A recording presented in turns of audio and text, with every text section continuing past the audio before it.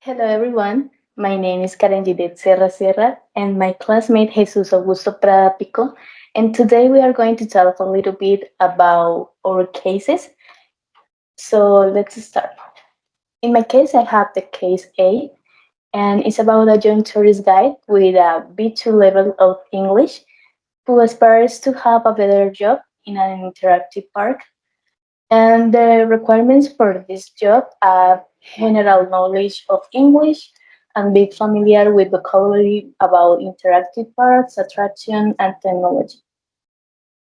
And in this work, he has to introduce and motivate the visitors, especially children and young people. So in this case, we have to improve the listening and speaking skills. So for this case, I propose to design an appropriate study plan. Uh, so I have to consider a vocabulary or topics related to interactive parks, attractions, and the listening and speaking, customer service, protocol, and among others. And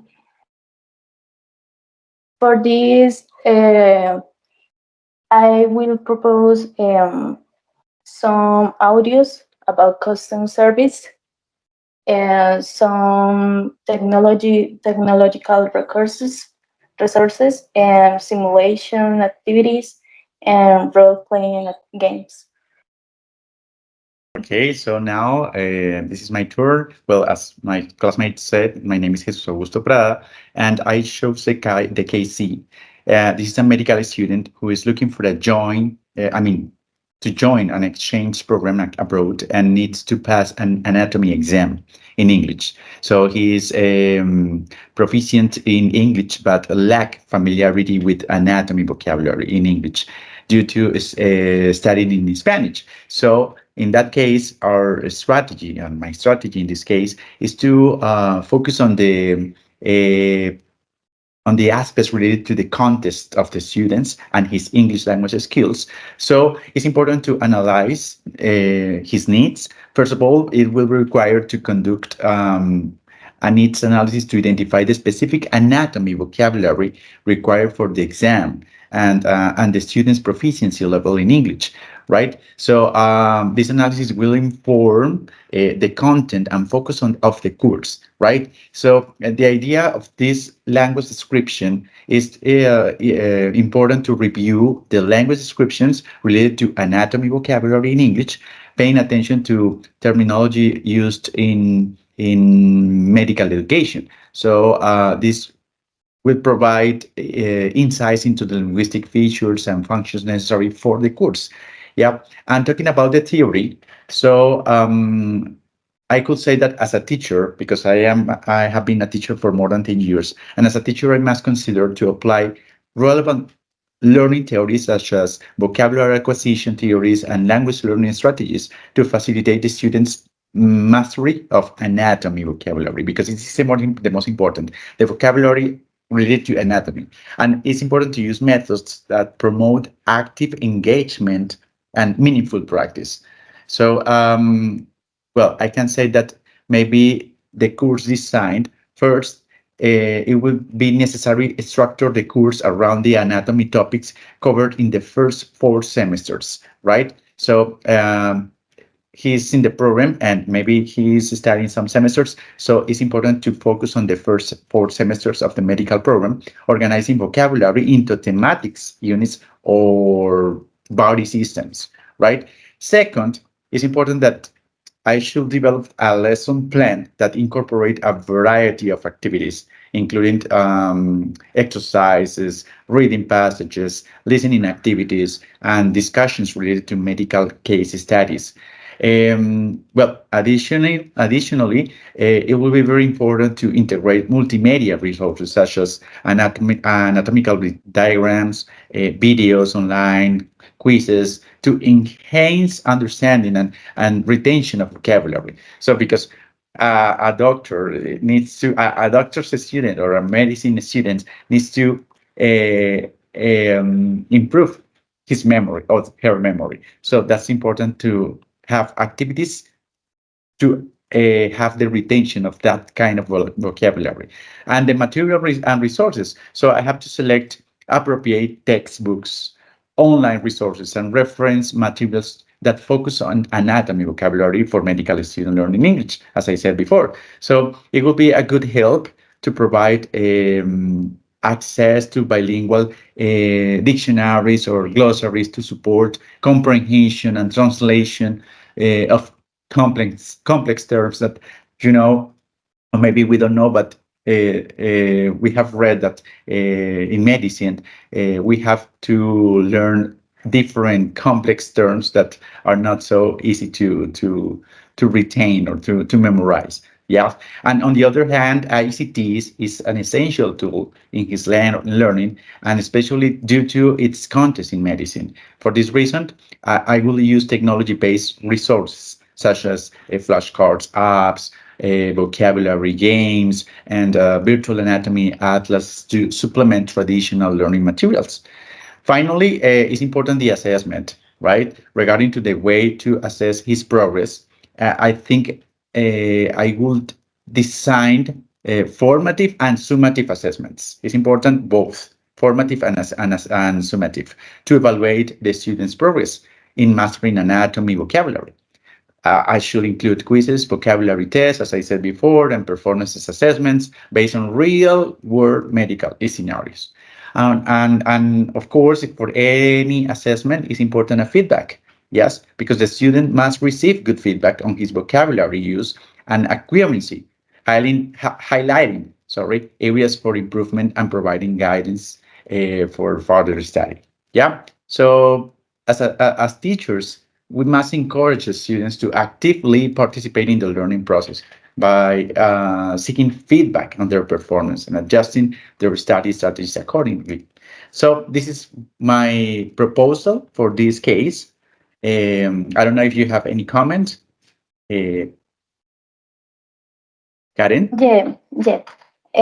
I agree when you say that we have to do an analysis about the student needs Mm-hmm. because we can't only teach English uh, just for teach. Yeah, Mm-hmm. you we have to consider the goals that that person has, Mm-hmm.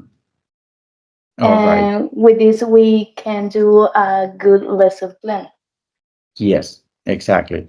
And talking about your proposal, because I have heard I have heard your proposal, and I think that it demonstrates a thoughtful and systematic approach to designing an ESP course that aligns with the learner's goals and the requirements that you mentioned of the target job. So I think it provides a solid foundation for developing a personalized curriculum that maximizes learning outcomes and prepares the learning for success in the interactive park industry that you mentioned, right? So, but I think that maybe you could incorporate assessment strategies. I don't know, maybe you talk about that in the forum, but I didn't listen in this moment if you introduced or you incorporate assessment strategies. I don't know, including a section on assessment strategies that would ensure that learning outcomes are effectively evaluated. So I think that this could involve outlining types of assessment like quizzes, role plays, presentations. Yes, aligned with the learning objectives and providing guidance on how assessment results will inform instruction. I don't know if you include this kind of assessments in your proposal, like Yeah, quizzes, role plays. yeah, and include a role plays using technological resources, Okay. videos, and speaking activities and listen activities to improve the fluency. Because Okay. because my All right. student have to speak with the customer, so he has to have a good speaking, a good fluency. Okay. All right. Good. Yeah. So I think it's very interesting our proposals, and I think it could work.